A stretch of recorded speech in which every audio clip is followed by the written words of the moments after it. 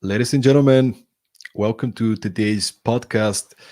I'm here for episode 70, a jubilee, and I'm very honored and happy to be here with a very special person that's beyond focusing on building a successful business. She is really focused and driven by impact in a specific area. And today we're going to speak a lot about that. But we met a couple of years ago at a conference in Slovenia. And we had this super inspiring conversation, and she was talking and sharing with me her mission, her vision. A small team back 2 years ago, and Adis and her partner Tanya, they've been doing wonders in the last couple of years and making a significant impact, which I would like to hear more about. So, Mahdis, welcome first of all to the podcast. Great to have you. Thank you so much for having me. And it's been quite an interesting 2 years since we've last seen each other at the Podium conference, for sure. I'm excited for the conversation. I'm really excited myself. And let maybe start from there. Like, why don't you give a little bit of context to the audience about your story? What have you done? And what happened actually in the last 2 years that brought us to where we are today? So I am a typical business major, I would say. I am from Austria. My parents are from Iran. So I grew up with two really different, cool cultures, I would say. And I've always been fascinated with entrepreneurship. I actually, my grandpa was one of my role models. He was a very successful entrepreneur, and he just passed away last week. And I kind of reflected on what was really his vision and why his enthusiasm about business and connecting people and building relationships kind of inspired me. And that's basically the essence why I went into business, especially international business. I very early on in my career got the opportunity to go into a leadership position and also co-found a company. So I was 23 back then. And I was then 7 years in the position of a managing partner at an airline. And I worked in Europe, mainly in Austria and Germany, but also then worked in the Middle East and in the US. And then the topic of female empowerment, especially, and diversity in itself, was always dear to my heart, because I always felt like I'm kind of a minority in this world of business, let's say, as far as, my looks and my age back then. And I always joined projects on the side that concerned, empowering women. And that's how I actually met my co-founder. So we were at a networking event, and I finally found someone else who's as passionate, excited about the topic. And we got into this on in a nonprofit sector, let's say, on the side. We were always putting a lot of time and effort into it, and realized that we can only have a significant impact if we commit full time to this. So we decided 2 years ago to quit our positions. We were both managing partners at different organizations, and we decided to found the Female Factor. And our mission is basically to close this still existing gender leadership gap business in Europe. There are regions of the world where women have advanced very much in the workplace, but unfortunately, if you look at the hard facts, especially in Europe, for example, we have over 60% of women in the workplace. But when you look on senior executive level, you go down to almost like around 18%. And in Austria, for example, which, Austria is a very rich country, still we have only 8% of CEOs being women. So there's still a large gap. People who make decisions in business, and that's where we want to make an impact and change things. And maybe for the audience who's tuning in and listening to these staggering numbers, where do you think is this coming from? What are the reasons that on top executive level in different areas of the world, there's still such a small percentage comparatively of women compared to men? So this is a really complex question to answer, and we get this question a lot, as you might guess. But basically, we try to always split it up in 3 layers. So the first layer is on an individual level, where we often need a certain support system, we need confidence in our abilities, and we need access to knowledge and competencies in order to evolve in our careers. And a lot of women still lack these factors in some way or the other. The second level is an organizational level. So the way we've set up the workplace and companies has in the past been mainly by male leadership teams. And obviously, there are certain aspects that they have not thought about because it doesn't really apply to them when they set up teams, when they set up business models and structures on how we work. And the third level is the societal level. How did we grow up? What images do we have in our head on what a business leader should be like, behave like, look like? So we still, in certain aspects, miss some role models there that can, change these images that we have in our head and really tackle those unconscious biases that we all have, depending on where we grew up and how we were socialized. Even now, I'm thinking when you're speaking about growing up in the 90s and probably previously, all the Disney movies were about some kind of a male character, and the female character was always the princess that's supporting the men instead of like. And I think now it's shifting, it's changing. It's shifting, yeah, absolutely. Definitely shift, but all these things definitely, they could not play a role in the way we are as a society.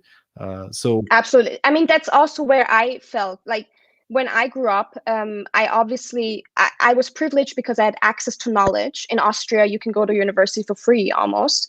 My parents never gave me, they gave me the entire freedom to do whatever I want to do, but I was raised as a girl to be liked. I had the thought that I needed to be great in academia, be great at cooking, raising a family, running a business, everything at once. And I had these high expectations that everyone needs to like me. And that's just not the case. And that's something that I've totally, laid beside. I'm not here to be liked. But unfortunately, there is still a correlation between, like we call this the likability factor.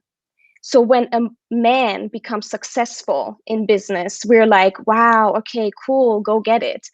When a woman is very successful or makes it to C-level, there's sometimes, even among women, you sometimes hear, I can't really pin it down to what it is, but there's something about her that I don't like.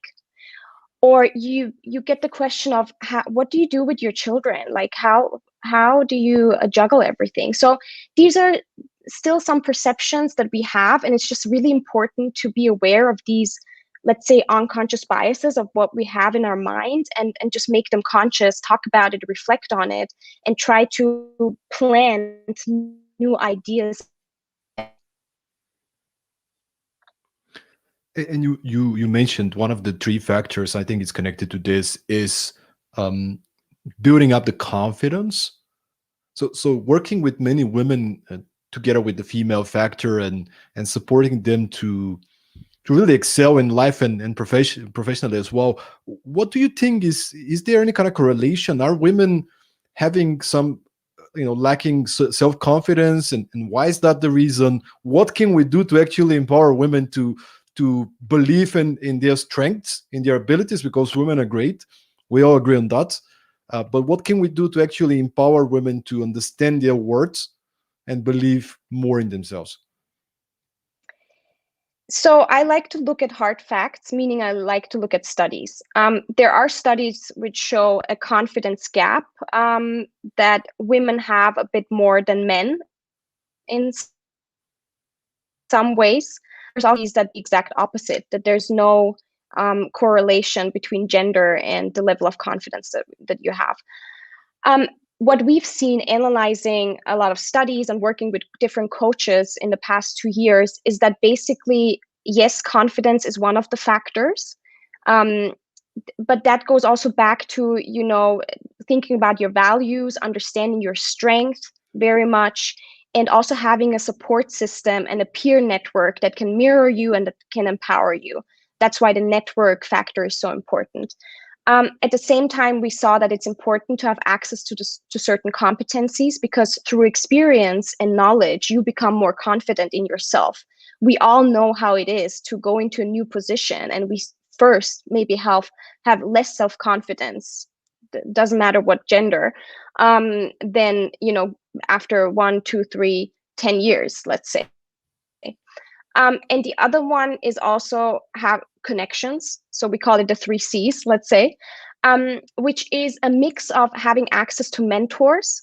But I actually am a fan of the saying, you need mentors and sponsors, because women are often over mentored and under sponsored. What do I mean by that? A mentor is someone who can be in a different industry and is really there, who has a bit more experience than you and is kind of also a sparing partner in a lot of sense. A sponsor is someone mostly on senior executive level in your own organization who really opens doors for you and pulls you up, let's say. And what we've seen is that women go through a lot of trainings and, get a lot of mentors, but still there's certain opportunities that are not presented to them, whether it's because their executive level just looks in their own network and bubble, and maybe that's a little boys club in some industries, or it's because they don't have contacts to pull them up. So I think it's confidence is a complex issue, and I wouldn't say that it's the only thing that is holding women back. And I would like to move the conversation a bit away from, oh my God, we need to work on ourselves. Like, no, we're well educated, we're confident in ourselves, we have great networks, and still we do not get access to certain opportunities, unfortunately. And we had this short conversation before we started going live about, you mentioned, we call it the female factor, not the women factor, for example, right? And I'm curious if we can dig into that a little bit, because also the topic of the podcast is what makes women great leaders, or what are these traits, so to say, which you've been also exploring and discovering, that the feminine energy, if we want to call it this way, right? If we don't want to call it women, the feminine energy, what are these traits that could be really, really helpful, the strengths and advantages that women naturally have, or people who are tapping into their feminine energy naturally have?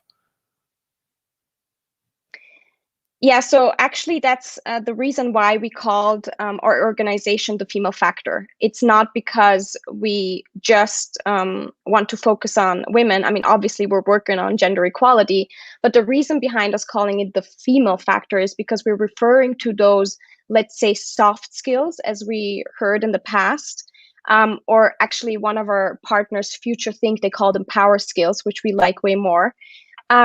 It's basically certain leadership traits that are now in the new world of work way more important than the previous ones that we've had. Because with the challenges that we have ahead of us, it's really important for leaders to be self-aware, to be resilient, to really think, have a collaborative mindset, to have a high emphasis on co-creation and collaboration instead of just competition and ego, and also to be able to empower and inspire others. And because women tend to have often higher levels of emotional intelligence, be a bit more empathetic compared to men, they tend to, it's easier for them sometimes to fill these roles and these expectations. But at the same time, we need both energies, as you said. It's also not okay for us to think that men always have to be like these decisive, strong individuals. We have certain biases around all genders. And I think for us, it's just important to put an emphasis on these new factors to have an impact and actually solve the challenges that we have. Right, right.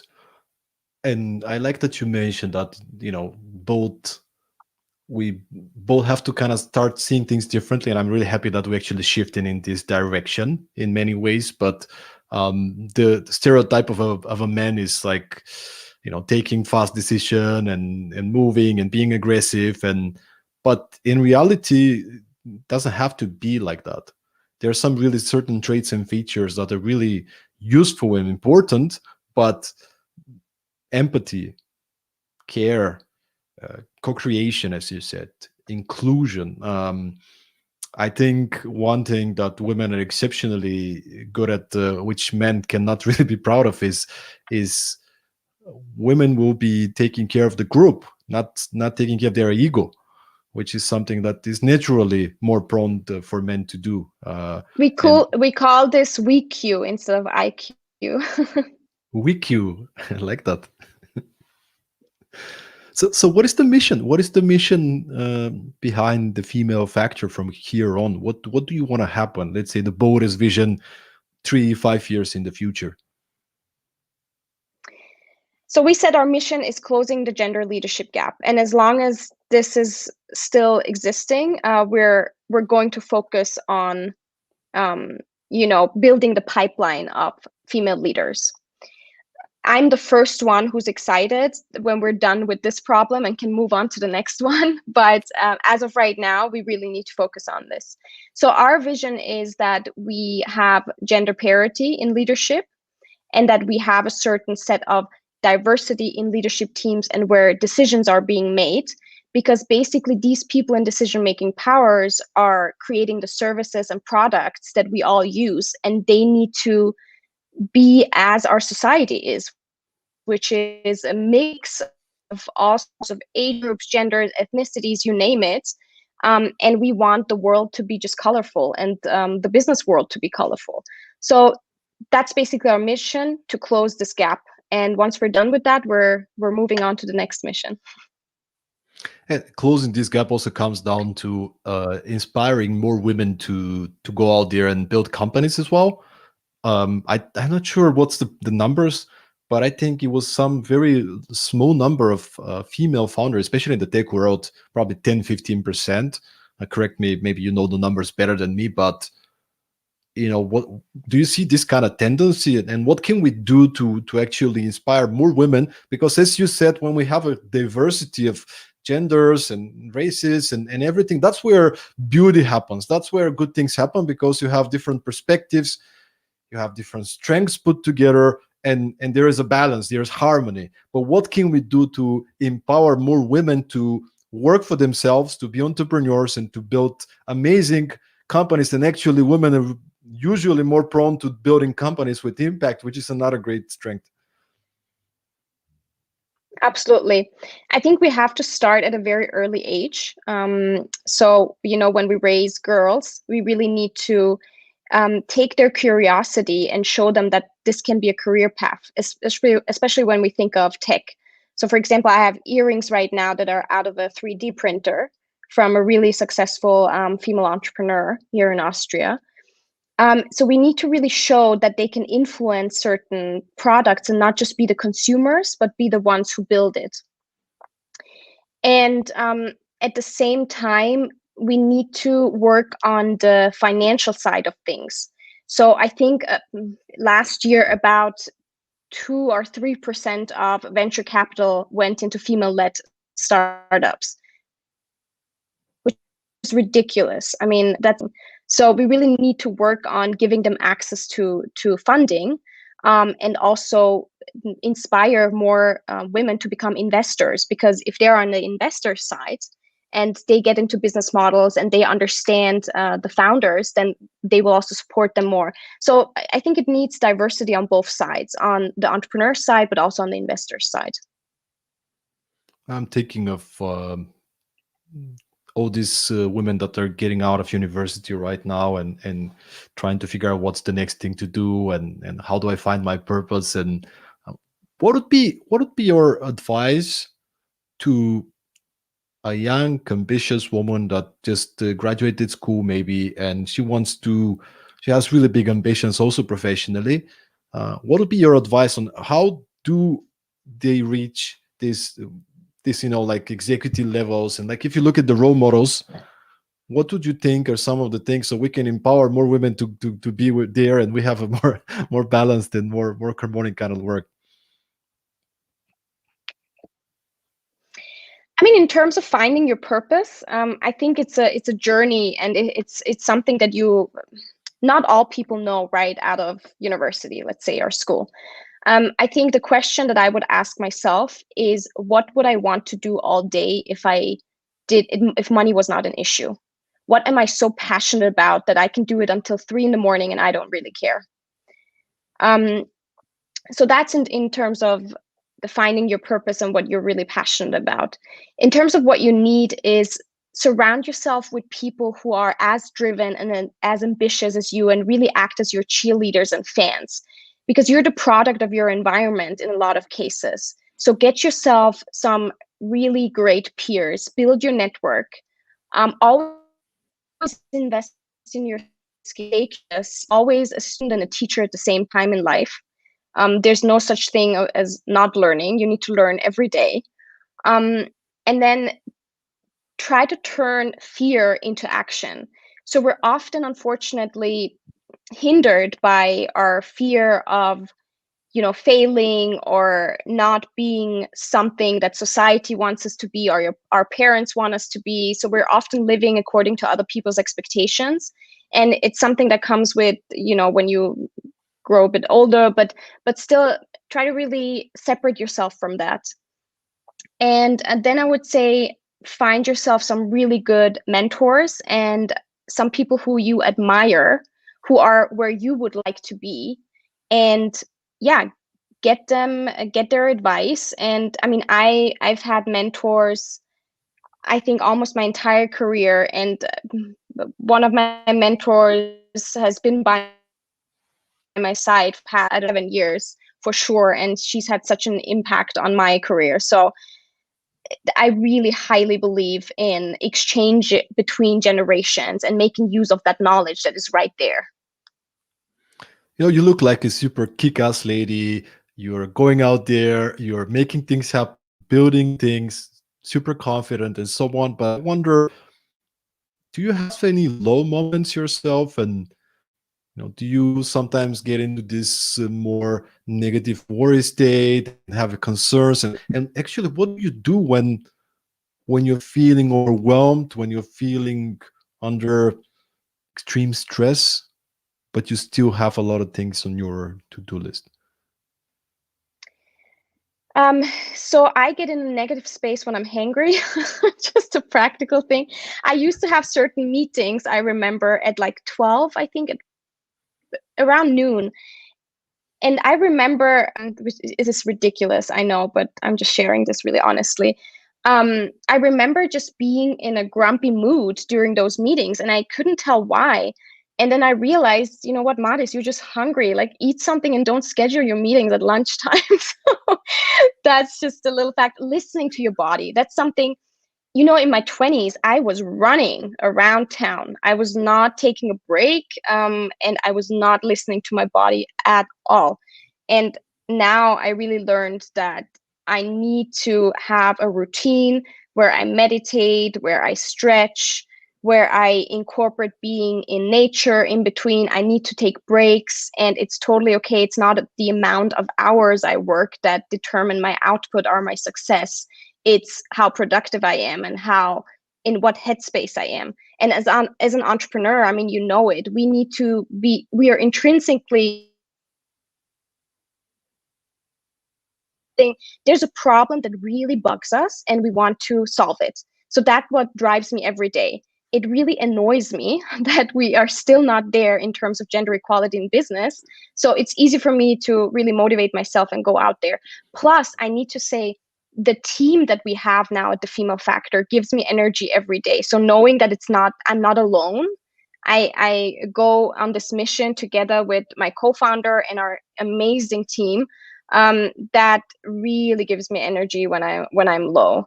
And I, for myself, always put family first. So this is one of my strongest values in life. And that's where I gain most of my energy, and what it really humbles me. So I try to incorporate that as well in my day-to-day life, to at least have some quality time and put an emphasis on that. And you mentioned some topics related to self-care. I find many people struggle, especially entrepreneurs, struggle to find this space. In our book that we recently published with my co-author Christopher, we actually, you know him from Podium. We speak about this you time, right? Time for yourself. And you personally seem to be prioritizing this, but I'm curious, how do you make it a priority? I think everybody knows you have to take care of yourself, but doesn't mean that many people do it. How do you put yourself first? What do you do? What's the mental game that you play with yourself in order to make yourself a priority? I can't always play this mental game. Sometimes I need an accountability buddy. In my case, that's either my partner or my co-founder, Tanya. So we are always a mirror for the other person. When we see that that person is spiraling towards, like, remind them, hey, take the day off or whatever. I mean, right now I'm in a beautiful little town in Austria, going on a 3-day leadership training, which I absolutely have no time for. But again, I need this me time, and I need to force myself to take this time out, put in and out of office, and really give myself these 3 days. And I come out of it with so much more energy, and then I'm able to work on things even faster. And I have creative solutions to things that I didn't even think about before that. So for me, it's putting structure in it and forcing myself through my calendar or an accountability buddy. It's not so much just being in my own head. Yeah, and we have a comment from Katerina Ivanova. Thank you for joining, Katerina. And by the way, I want to remind everybody who's listening to this podcast live, you're welcome to post your question in the comments. We'll try to take some questions by the end. But Katerina is commenting on the topic of self-care. She says, we learned this the hard way sometimes, but self-care is crucial. We cannot do anything if we are not in good health. Thank you for reminding it once again in this amazing podcast. And there is a heart for you, Mahdis. So, yes, Heart heart back. back at you, Katerina.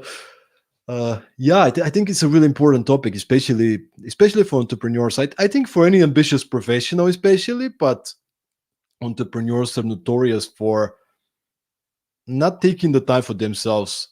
Sometimes even taking care of the customers, taking care of the team, taking care of everybody else, but themselves.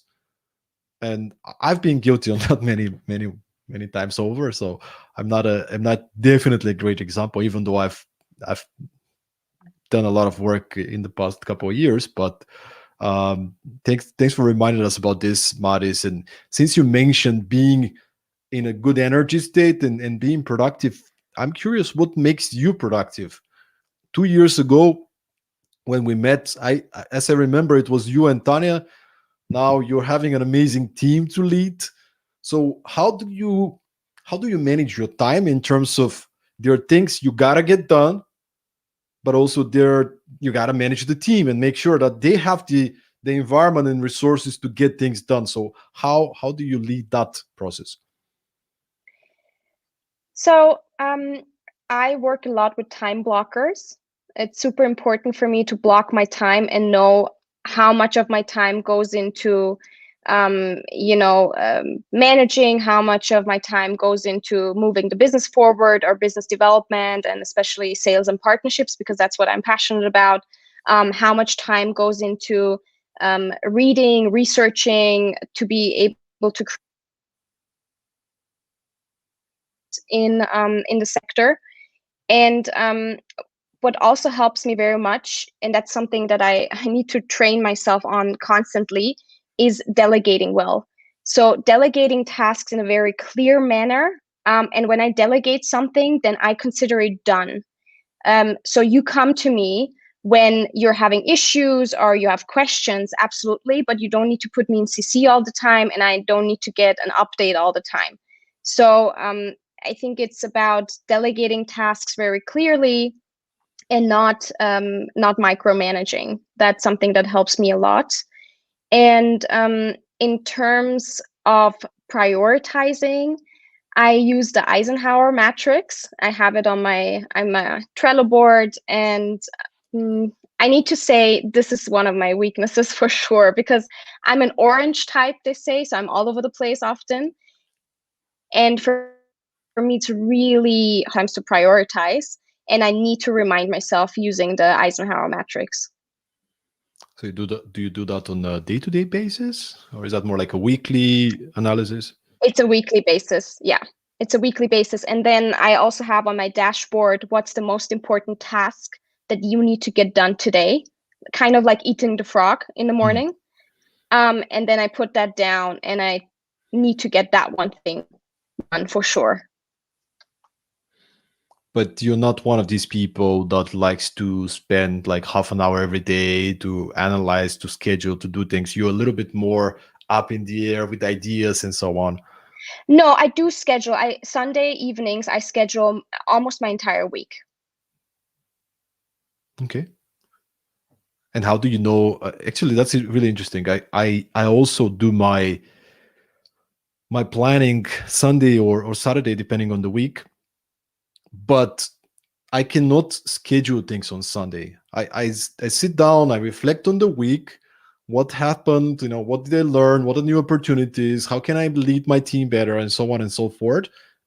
And then I make a list which is really results based.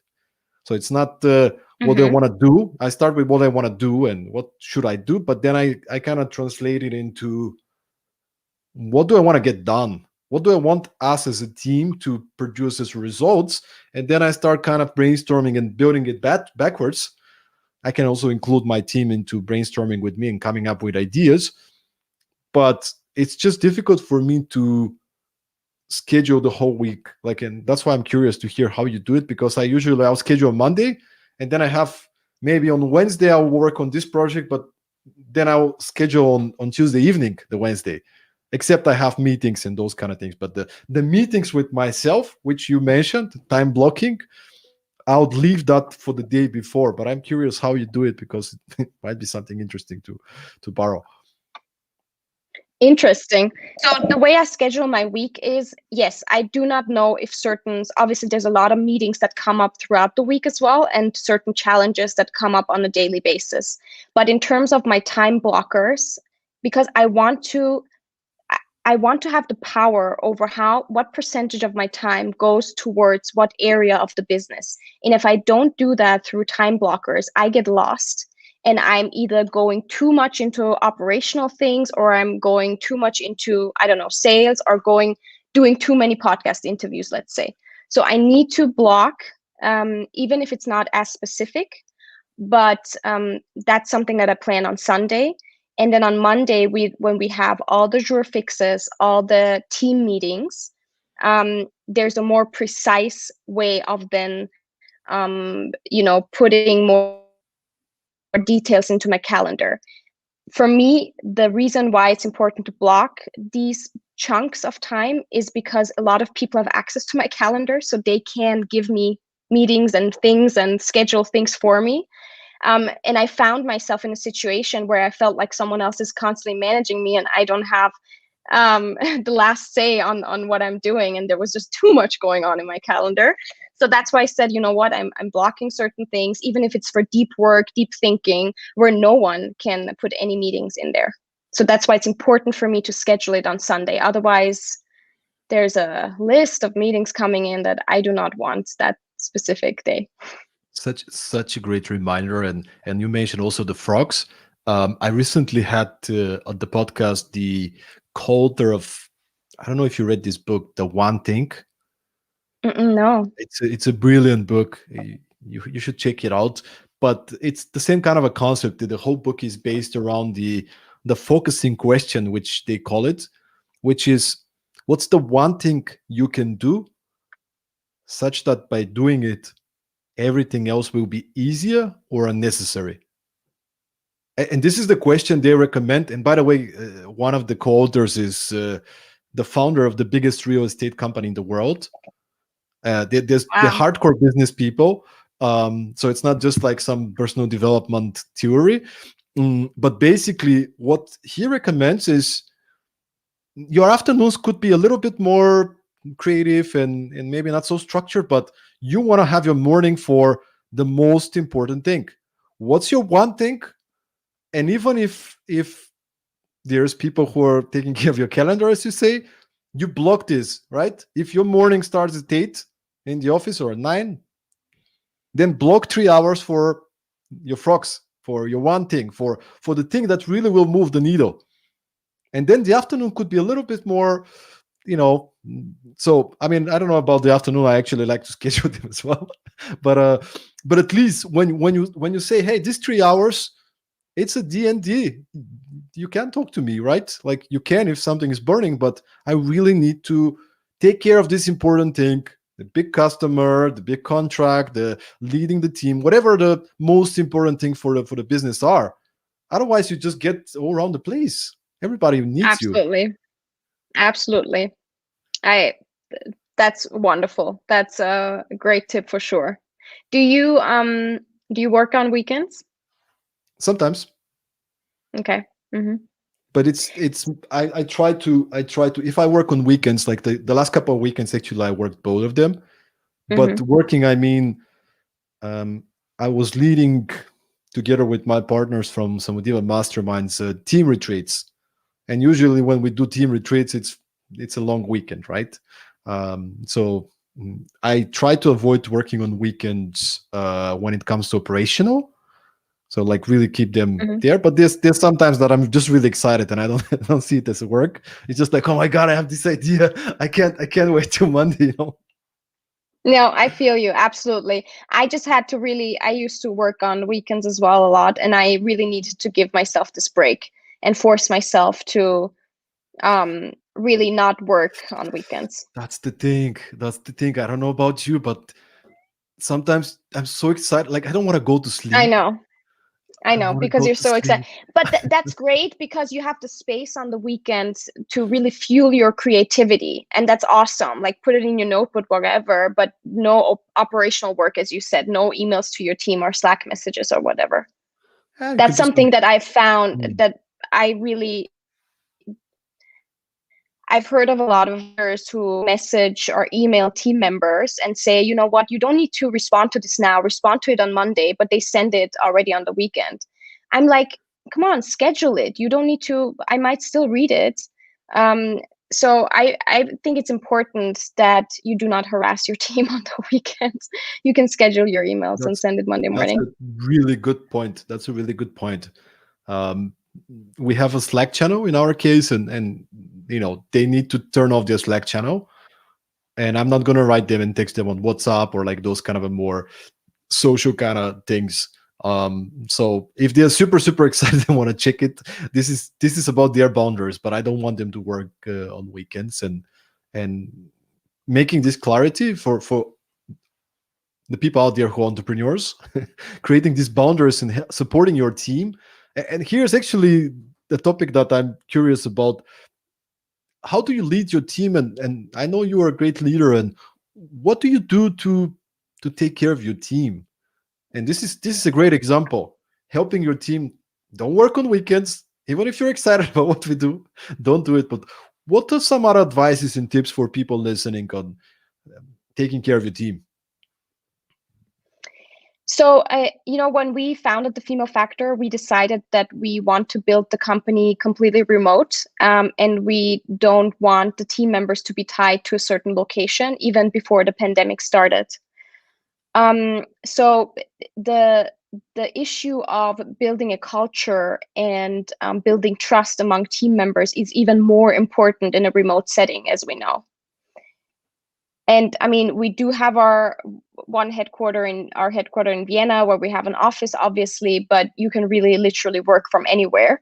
And that's also how we live it in the co-founder team. So Tanya are in location. And what we found really important is to still make sure that we gather everyone together in one place on a regular basis. So we call those family gatherings. We had them once a month before COVID, but then we were forced to, obviously skip it. But that is super important to really build the trust. And what something that we always have to remind ourselves also is to celebrate even small achievements. And in young companies and startups, you're constantly running and you forget to celebrate small things, and then people feel left behind or not appreciated. And that's one of the number one reasons employees leave, if they do not feel appreciated, obviously. And that's something that young companies cannot afford, to lose good talent. So, we introduced a celebration Slack channel, and we really try to incorporate it in our weekly updates as well, to give kudos or celebrate someone else and compliment them and what they did well. So yeah, celebrating achievements is important, building trust, over communicating. We need to communicate a lot. And it's also interesting and important to understand what kind of person you're dealing with. Is it an introvert, an extrovert? What kind of personality type are they? What type of communication do they feel comfortable with? I'm a person, I just take the phone and call someone. My co-founder is someone who does not like that at all, and she likes to receive a Slack message. So you need to understand, as a leader, how your team member is and what they prefer and how they thrive, because that is your job. My job is to build a winning team, ensure everyone can really do their job according to their potential and their strengths, and really find some fulfillment in what they do. And I think a leader is only a leader if they can also empower someone else to become a leader. So once you've done that, then you get to a certain level of understanding how it is to actually lead. Couldn't agree anymore. Creating the environment in which people can thrive, surrounding them with the right resources, mentors, assets, creating a culture where people feel appreciated, and actually not just speaking, yeah, we really care about our people, but actually doing it And by actions. yeah, and I mean, it's not easy. And I think the most important thing is to be authentic and be honest and say, I had so much on my plate, I didn't even think about that. And to regularly give feedback in both directions. So we try to have one-on-ones every month with our team leads. And we obviously, we're very goal driven as well. We have our KPIs and OKRs and all of that, but it's always people first. And that's the essence of any company, and the essence of how successful a company is or not. It's the people. So I think that's something we often forget. And it's a reminder that we have to, give ourselves every now and then. It is not just good for putting people first. Is not just good for the people, for the team. It is actually good for the business as well. Absolutely.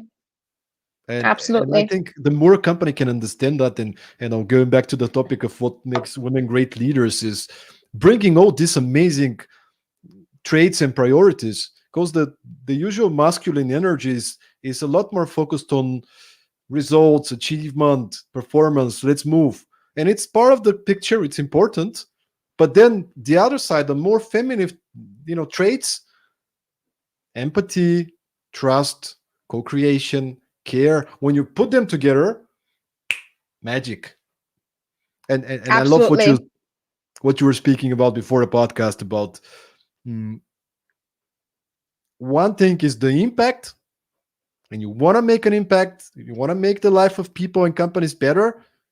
But then the other thing is you want to think about the business as well. You can't just be making an impact. I mean, resources are important, business results are important, and there is a place to do both. And we should not be ashamed. I think there's a lot of great leaders out there who want to make an impact, but they're ashamed that they also do it for the money. And I think this is something we need to change in terms of a mindset. I think you're a great example to be an ambassador for both. Especially around the topic of gender diversity. Like, this is not just a charity topic, yeah, it's a business case.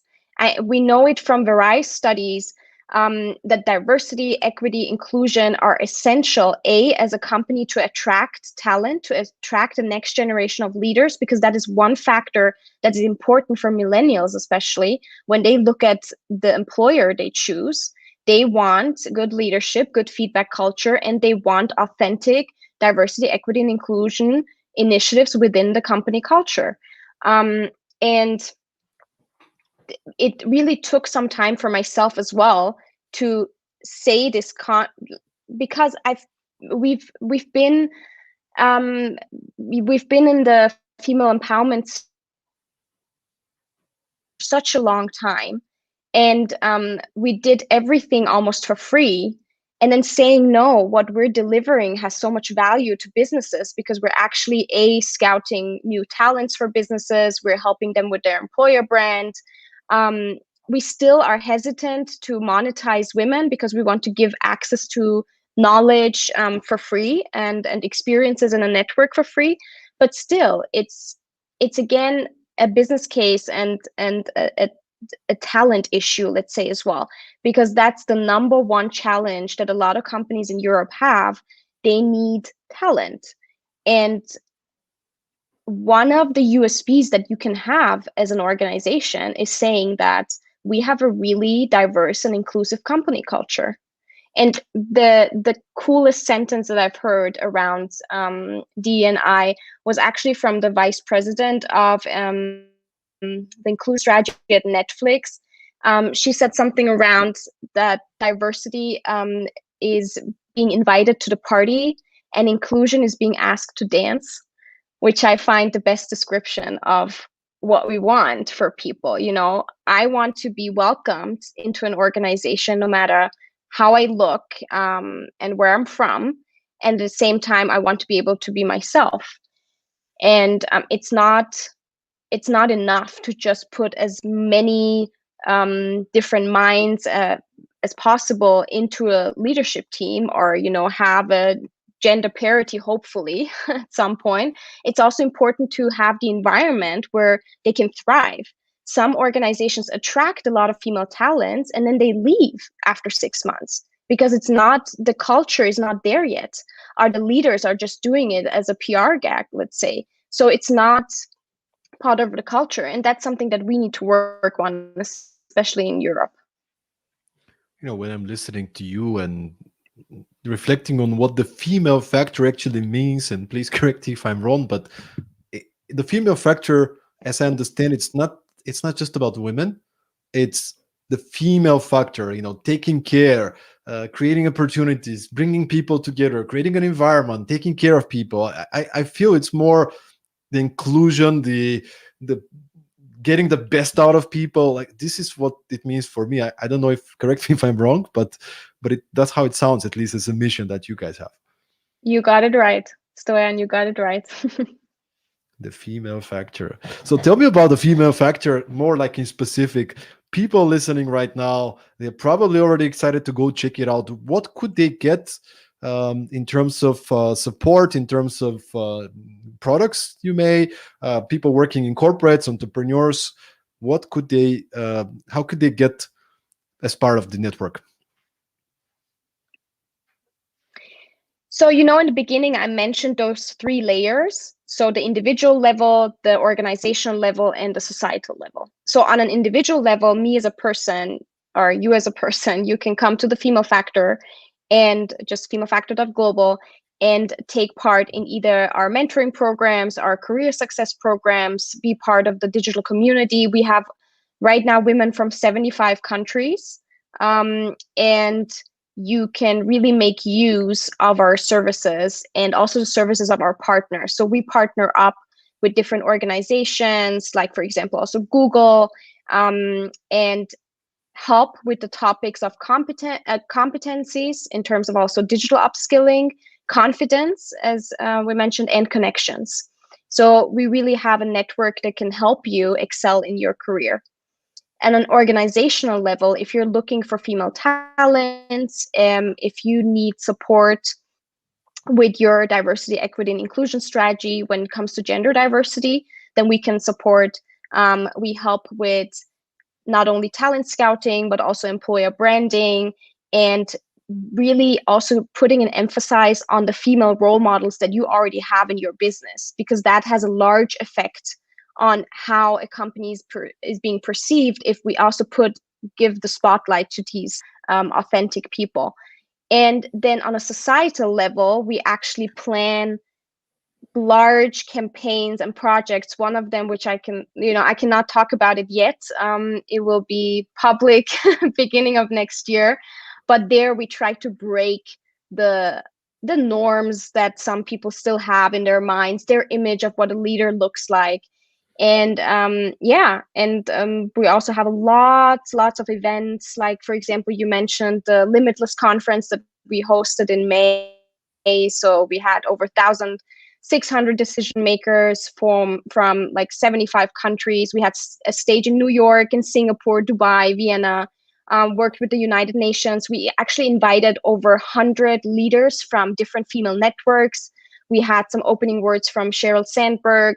And we had over 100 speakers. And what we believe in is making those speakers not just put them on a stage, but have them interact directly with our audience and with our network, because we believe very much in this exchange. And that's why we're such fans of also like mentoring programs and sponsorship programs and all of that. It is just amazing listening to you, looking backwards 2 years in the past, meeting you at Podium and you and Tanya trying to figure out where we're going. And now 2 years later, you've achieved so much. I don't know if you realize how much you guys achieved and how much impact you've created already. And there's so much on the way. But I just want to say thank you so much, Mahdis, for being an example. You and Tanya for being an example, for leading by example, moving mountains and creating a balance between building a sustainable business and making an impact. I think just for the people listening, it's so much inspiration listening to your story. I mean, great advices, great ideas, but more about the example that you are. And I'm sure you've gone through a lot of things. I'm sure you've gone through a lot of doubts, and as every entrepreneur, you look, great on social media and all these events. But I think people don't understand how much is in the back, and how much you and Tanya had to sacrifice in order to be at this stage. And before we wrap up this episode, I actually wanna hear from you a little bit about the struggles and the doubts and your entrepreneurial journey. If you can share how was that for you guys? Like, did you some of those struggles, so we can actually understand it better? So, when you're in the situation, you sometimes don't understand it perfectly. We know that we live life forward and we understand backwards, so to say. And when I reflect back, especially in the beginning when we started, I was scared to death, I gotta say, because I worked really hard in my last job, and I had, certain privileges then. And I was like, wow, I'm giving all this up for something that I'm passionate about, but that is kind of, something that I'm passionate about in my private life. And it is a topic that is kind of emotional for a lot of people. Everyone, I feel like, has an opinion on it. And no matter how hard we work and how much we achieve or how many women we can empower, there's still always these critical voices, which is really tough, because that is the number one struggle for entrepreneurs in the beginning is focus. You have grand visions and you are maybe impatient, because I'm super impatient when I see something in front of me and I think this is the ideal world to create, then I'm impatient in the process sometimes.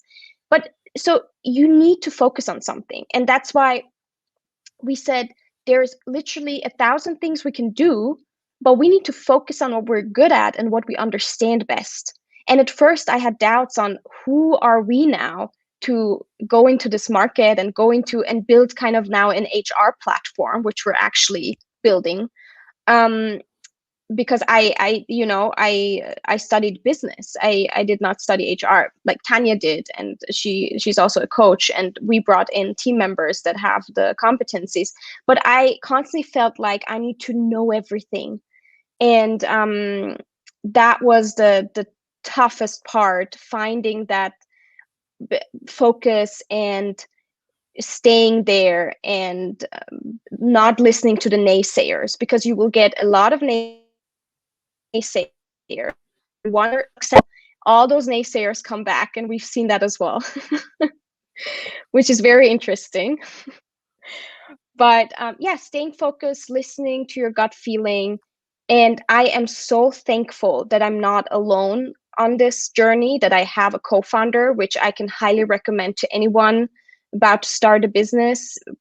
Bring in a partner in crime, or even more than one partner in crime, because it's going to be ugly. It's going to be tough. There's going to be days where you're like, why am I even doing this? I could be doing way less and live a good life. But then again, why are we here on this earth? Like, I feel like I was privileged. I had access to knowledge. I live in a country where I have water and food, and I can do what I want. I have my laptop, I have Wi-Fi. It's my obligation to do something with my power and my potential. And I would really, my grandpa would not be proud of myself if I would not build something with impact. No, I mean, I couldn't agree anymore. It's really, and when you're speaking, there's so much fire, there's so much passion, there's so much drive, and I know everybody who's listening right now, either being an entrepreneur or aspiring to be one, there's no way around it. You have your doubts, you have your days that you're feeling like shit, and that's okay. You have some days and you'll be like, oh my god, all my friends, they have good paychecks, they have weekends, and they go take off work after 5, and like, I'm pushing so much, and like, that's okay, that's fine, that's what it is, that's what you sign up for if you decide to get on this journey. But as Mahdis said, and as I shared as well, I mean, I don't want to go to sleep. I'm just so excited to keep on doing all the things, even eating the frogs, even the things that are not so fun to do, because you know what's out there. You can see every single woman that you guys are impacting with the female factor. Not just women, actually, the whole world. I'm sure a lot of men are interested in getting their life changed by your impact. So it's just, it's a journey, but we need to understand that it's not a positive journey always. There's days that are dark, there's days that are rainy. Just own it. You sign up for that. This is the price you pay to live your dream. That's fine. That's all fine. That's life. It's life. 2 years, Maris. I'm excited. I'm cheering up for you guys. I'm super excited. I can't wait to see you again. Maybe at podium or another conference, and to hear all the stories and all the success achievements, and of course the impact that you've been creating. It's exciting. It's really impressive. And thank you so much for actually making this difference, and focusing on not just building a successful business, but actually making it a business that's making the life of other people better. Thank you, Stoyan. Thank you for inviting me, and thank you for being our supporter from day one. It's literally, it's supporters like yourself that have helped us get to where we are today, and hopefully keep driving change. So it's super important that everyone in this world really works on equality and works on diversity, and it's not a certain gender topic only. And we really need also more male role models in that sense, like yourself. So thank you. Thank you so much. I'm a big fan. I'm a cheerleader. So looking forward to hearing a lot about your success. Is there any final words, Mahdis, that you'd like to share with the audience before we wrap up this episode? Don't be afraid. Just go out there and do it. Don't be afraid. Just go out there and do it, guys. And that was episode 70 with the amazing Mahdis Gharaei from the Female Factor. And I look forward to be with you again at the next episode next week. Till then, have an amazing day and do not be afraid.